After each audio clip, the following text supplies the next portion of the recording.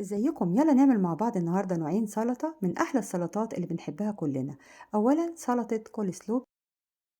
هنعمل الدريسنج بتاعها أو الصوص بتاعها الأول نص كوباية مايونيز مع علبة زبادي صغيرة مع معلقة كبيرة سكر، معلقة كبيرة خل، نص معلقة صغيرة ملح ونص معلقة صغيرة بصل بودر. قلبي كله مع بعض وحطي الصوص ده في التلاجة شوية. كرنباية بقى مقاس وسط، هناخد نصها بس، هنقطعه شرايح بالشكل ده وبعدين قطعيه لحتت أصغر وحطيها بقى في بولة بره. وهاتي الجزراية اللي هنستخدمها اغسليها كويس وقشريها وبعدين بالمبشرة بالناحية الواسعة، وهنبدأ إن احنا نبشرها فوق الكرنب. وأهم خطوة هنا بقى إن احنا نقلب الكرنب مع الجزر كويس قوي، قلبيهم كده مدة طويلة شوية واضغطي عليهم جامد وانتي بتقلبي علشان ينزلوا ميتهم والخضار يدبل كده معانا. هنحط بقى عليهم الدريسنج اللي عملناه ونقلبه برضو كويس وندخلهم التلاجة. حطيهم في التلاجة مش أقل من 3-4 ساعات، ولو سبتيهم طول الليل في التلاجة يبقى أفضل.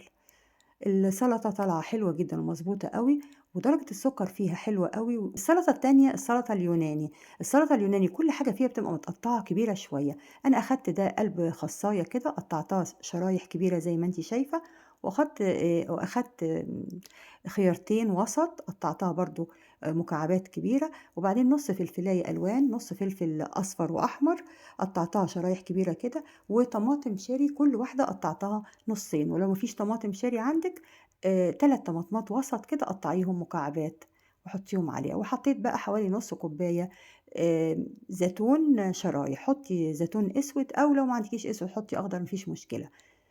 كده بقى باقي البصل. البصل أخدت حوالي يعني تِلت بصلاية كده أو ربع بصلاية قطّعتها شرايح وحطّيتها على السلطة وقلّبت بقى كل السلطة على بعضها كده، وبعدين هنضيف لها الدريسنج بتاعها. الدريسنج بتاعها بقى عبارة عن إيه، 3 معالق كبار عصير ليمون ومعلقتين كبار زيت زيتون ومعلقة كبيرة خل، والتوابل بتاعتنا نُص معلقة صغيرة ملح ونُص معلقة صغيرة فلفل أسود ونُص معلقة زعتر. قلّبي بقى كل ده مع بعضه كويس أوي وحطّيه على السلطة وقلّبيه.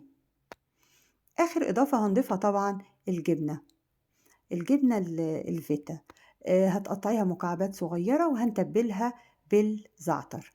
أنا غلطت بس إن أنا طلّعتها من التلاجة بدري شوية فما كانت مش متماسكة. خلّيها في التلاجة لآخر وقت وطلّعيها، هتطلع معاكِ المكعبات كده بتاعة الجبنة متماسكة، وتبّليها بالزعتر كده نُص معلقة وحطّيها على وِش السلطة.